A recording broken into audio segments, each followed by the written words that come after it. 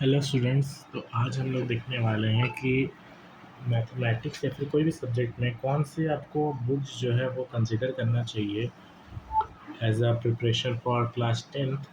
तो चलो सबसे पहले स्टार्ट करते हैं मैथमेटिक्स से। याद रखना ये क्लास 10th वालों के लिए, ठीक है।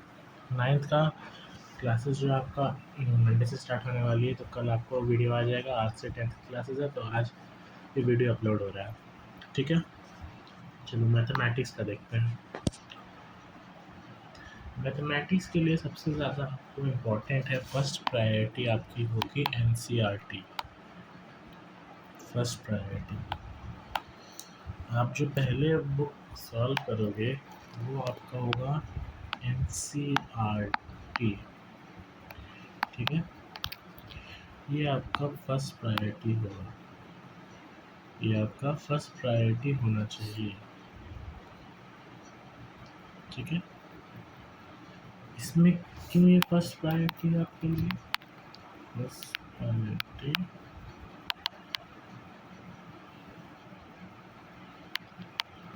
फर्स्ट प्रायोरिटी क्यों है आपके लिए, चलिए देखते हैं।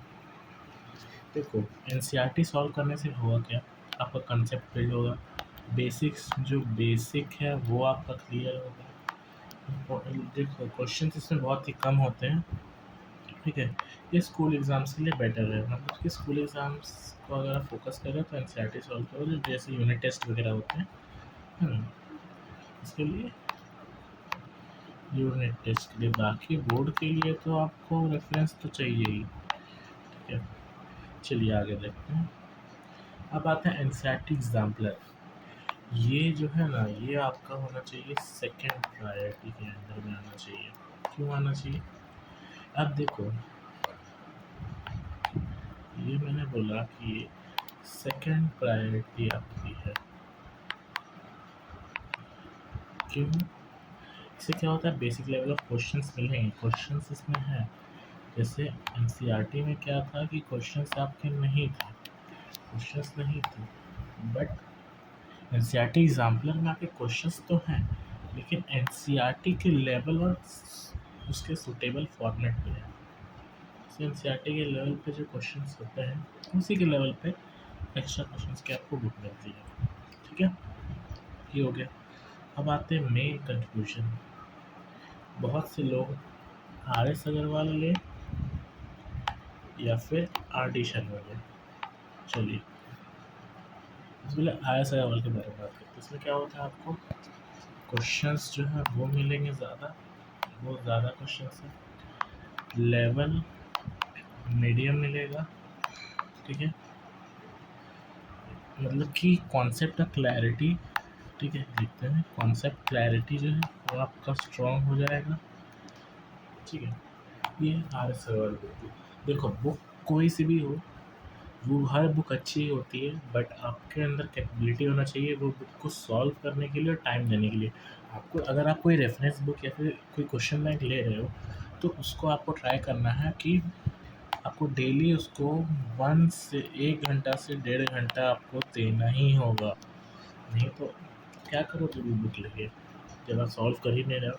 तो ऐसा बुक लो जो कि सॉल्व कर सको आप लोग, उस हिसाब से आप ले सकते हो।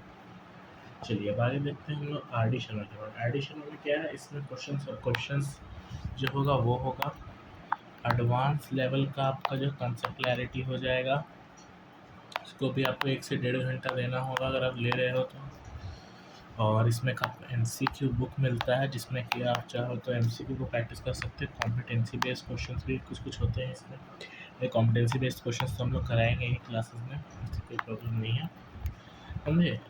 आर डी शर्मा उसके लिए है जिसको 11th में या फिर सॉरी 10th के बाद जो है जेई टारगेट कर रहे हैं और उनको अपना मैथ स्ट्रॉन्ग करना है, तो आप इसके पास जा सकते हो। नहीं तो अगर आपको 10th के बाद मैथ्स को नहीं लेना है, सिर्फ 10th का बोर्ड्स आप फोकस कर रहे हो, तो ये बोर्ड्स के लिए सही है, ये बोर्ड्स के लिए सही है, ठीक है।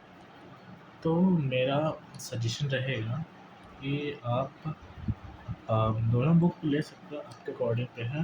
कि आप सॉल्व कर रहे हो कि नहीं कर रहे हो। बहुत लोग दोनों बुक सॉल्व करते हैं, आपके अंदर है कि आप कर पा रहे हो कि नहीं। अगर ले रहे हो दोनों तो दोनों को सॉल्व करो, दोनों को टाइम दिया करो बस। बाकी आपके प्रायोरिटी 1 और 2 में तो एग्जाम्पलर और एनसीईआरटी जो टेक्स्ट बुक आती है वही रहेगी। ठीक है, चलिए अब आगे देखते हैं, बात करते हैं हम लोग साइंस की। मैथ्स तो हमने देख लिया कि मैथ्स में क्या क्या करना है। मैथ्स में क्या क्या करना है, सबसे पहले एनसीईआरटी करना है, एग्जाम्पलर करना है, आर से अगरवाल करना है। और अगर आपको है कि अगर आपको मतलब कि देखो बताता हूँ, RS RD ये आपका बोर्ड्स टारगेट करेगा, ये आपका बोर्ड्स टारगेट करेगा, ये आपका जेई टारगेट के लिए है। मतलब अगर किसी को 10th के बाद PCM लेके अगर जेई का टारगेट करे, जेई क्रैक करना, तो उसके लिए है वो। ठीक है, चलो अब बात करते हैं हम लोग साइंस के बारे में। देखो साइंस में भी एनसीईआरटी जो है वो आपकी फर्स्ट प्रायोरिटी है।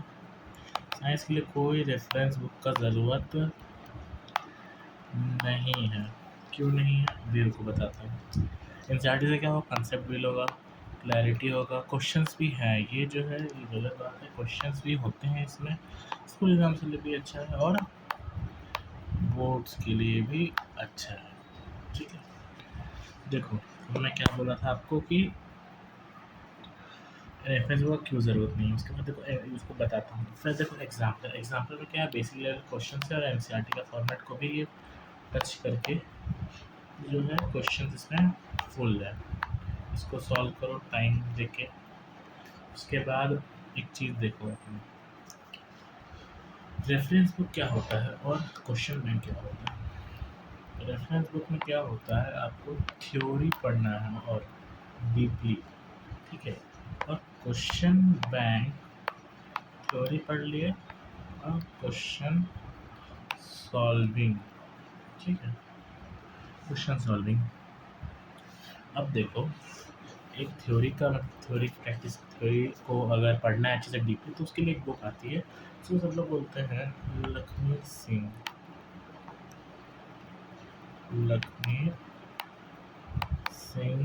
जो कि लखमीर सिंह बुक, जो कि एक सेकेंड, जो कि एस चांद स्कूल की आती है। ठीक है, ये तीनों की बुक आती है, फिजिक्स की भी, केमिस्ट्री की भी और बायोलॉजी की भी। तीनों हैं, आप चाहो तो उसको परचेज कर सकते हो, फिजिक्स का थ्योरी के लिए, केमिस्ट्री के थ्योरी के लिए, बायो के थ्योरी के लिए। मैं इसे सजेस्ट तो नहीं करूँगा, बुक तो काफ़ी अच्छी है, बट अगर आपको एनसीईआरटी समझ नहीं आ रहा है, थोड़ा कुछ प्रॉब्लम हो रहा है क्वेश्चन सॉल्विंग में, तो आप चाहे तो कंसिडर कर सकते हो उसको। ठीक है, चलो हाँ, क्वेश्चन बैंक का बात करते हैं। मैंने क्या बोला, क्वेश्चन बैंक और रेफरेंस बुक अलग अलग होती है।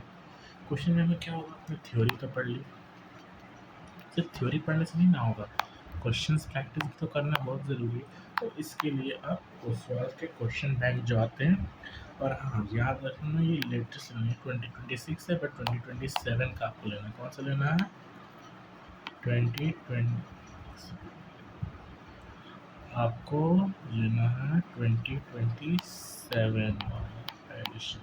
ठीक है, 2026 वाला मत लेना, इसमें क्या होगा, कॉम्पिटिटिव जो है इस बार के लेवल के क्वेश्चन आएगा।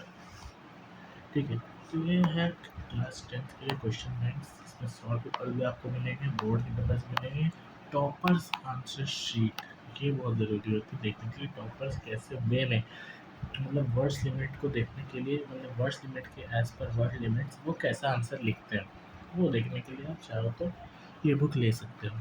चलो साइंस हो गया, अब हम लोग बात करते हैं सोशल साइंस। सोशल साइंस के लिए एनसीईआरटी इनफ है, थ्योरी के लिए कोई भी आपको रेफरेंस बुक का ज़रूरत नहीं है। सोशल साइंस में एनसीईआरटी चारों बुक्स जो है इनफ है, कोई भी क्वेश्चन बैंक लेने का ज़रूरत नहीं है। क्वेश्चन बैंक ले सकते हो, जैसे कि मैंने बोला कि क्वेश्चन प्रैक्टिस जो है बहुत ज़रूरी है, तो इसके लिए आप ओसोला की बुक्स ले सकते हैं। ये भी आपको 2027 वाला एडिशन लेना होगा। बात है लैंग्वेजेस के बारे में। लैंग्वेजेस का एनसीईआरटी दोनों के लिए ही इनफ है, इंग्लिश के लिए भी हिंदी के लिए भी। कोई सा भी रेफरेंस ना क्वेश्चन बैंक किसी का ज़रूरत नहीं है। एनसीईआरटी पढ़ो, लाइन बाय लाइन पढ़ो, लाइन बाय लाइन हमेशा बोलता हूँ। एनसीईआरटी सारे बुक्स को लाइन बाय लाइन पी जाओ घोट के, लाइन बाय लाइन पढ़ो, एक्सरसाइज सॉल्व करो, टीचर जो क्वेश्चंस करा रहे हैं उनको सॉल्व करो, बस इनफ है आपके लिए। ठीक है, समझ आ गई बात हमारी, क्या करना है क्या नहीं करना है। तो चलिए, थैंक यू एवरीवन, मिलते हैं हम लोग शाम के क्लास में। आज मैथमेटिक्स का क्लास है, फर्स्ट क्लास रियल नंबर्स का चैप्टर 1 मैथमेटिक्स, लेक्चर नंबर 1। तो stay tune for the video. और क्लास 9th का जो है बुक्स का रिक्वायरमेंट का वीडियो जो है कल आ जाएगा, और परसों से आपके क्लासेस स्टार्ट होंगे, that is Monday. Thank you students, have a nice day, bye, ready for the classes, stay tuned.